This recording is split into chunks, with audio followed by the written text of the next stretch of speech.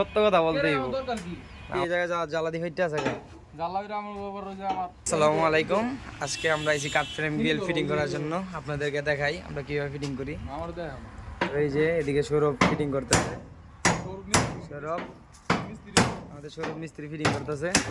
সৌরভ এই যে এই জায়গায় জ্বালাদি হইতে আছে জ্বালাবিরা আমার বাবার ওই যে আমার জাভেদ মিস্ত্রি আছে, আবার আমার দোকান হেড মিস্ত্রি জাল ছিল তো এটা হবে কার ভাই, এটা ফাইটা আছে দুইটা জ্বালা ফাইটা আছে এখন গারা থালাই দিমু খুলতাছি লিগা গারা থালাই দিবা। স্ক্রু দাও ইয়া কাম করবা, কাম যেন বদনাম না হয়, সুন্দর করে কাজ করবা। কাম ধরে আমি করি না, করছাম জাভেদ মিস্ত্রি করছে, দায়িত্বটা তোমার দেওয়া হয়েছিল।